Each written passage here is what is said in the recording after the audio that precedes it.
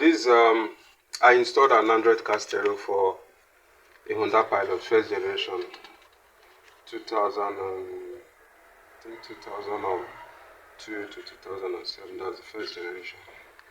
The one I installed, I during the installation I didn't notice an external amplifier, so I didn't notice it has a subwoofer. So after installing it, the owner now drew my attention to that the rear speakers are not working. I confirmed that the rear speakers are working, but actually it was referring to the subwoofer. So I now got the circuit diagram for the Honda Pilot, and I discovered that it has a total of 7 speakers. We have the front left. The front left has a tweeter connected to it in parallel to it. It has the rear left. You have the subwoofer. You have the rear right. You have the front right.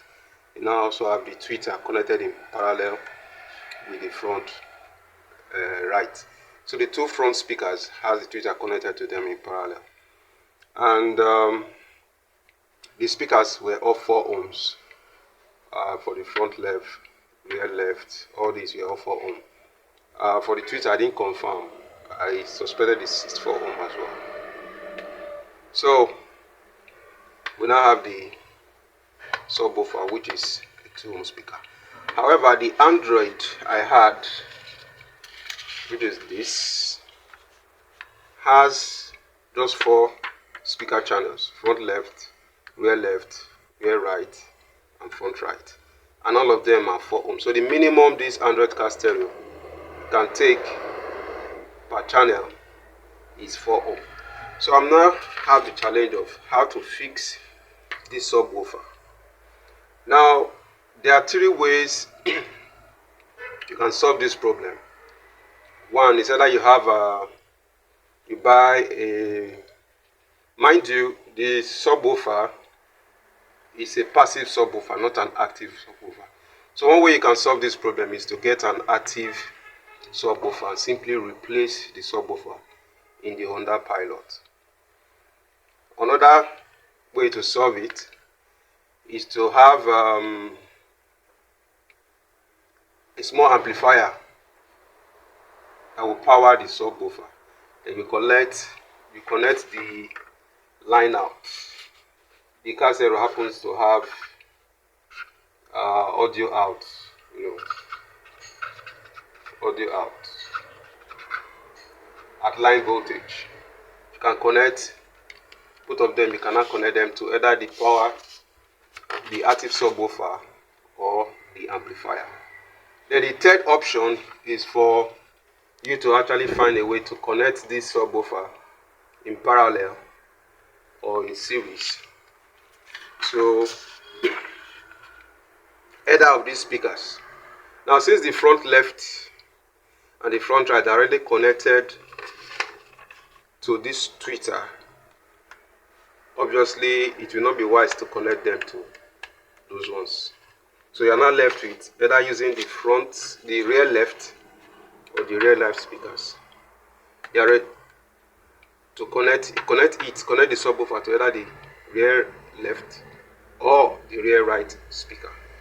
Mind you, you cannot connect the minimum this car stereo can take is 4 ohm. So let us see the implication of connecting it in series and connecting it in parallel. Now, when you connect the speakers in parallel, this is how the speakers will be in parallel. We have a 2 ohm speaker, which is the subwoofer, then any of the rear speakers, which is 4 ohm. By the time you combine them, you have a total resistance of 1.3 ohms. Now this 1.3 ohms is already less than the minimum of 4 ohm. We require 4 ohm minimum.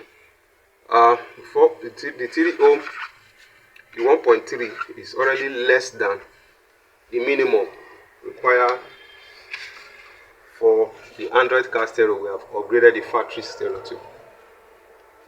So the other option, let's look at it in when we connect the speakers in series. When you connect them in series, you now have a total of 6 ohm. Of course, your 6 ohm is greater than the minimum, which is 4 ohm. So this is the safest way to connect it. If you connect in parallel, it will work, but over time it's either going to destroy that channel or destroy the audio IC and hereby the system. If you connect it this way, because this will be drawing more current from the audio IC to either damage the channel or damage the entire IC. But when you connect it this way, the IC will not be strained. Nothing will happen. Just that you will not get enough power to drive both speakers as you would have. But it's better than when you have to draw too much power. And mind you, you might not even notice, because you might not even notice the sound difference, because the decibel changes might not be very, very visible by just listening to the sound. So if we are to go by this connection, this is what we will finally have. Here you have the normal front left, front right, rear left, rear right. So we are connecting the subwoofer to the rear left speaker. If you connect it that way, you can connect it to either this or this, but I use this as a way of explanation. So all you just simply need to do, you can split the signal cable. You have the positive and the negative. You can split it there, then connect it to this. When you do that, automatically these two speakers will be in series. So this channel will be seeing a total of 6 ohm instead of 4 ohms. And since this 6 ohm is not the minimum, 4 ohm is the minimum, so the set will work and the problem will be solved. So now I've done the explanation. We will now go to the car and implement this connection.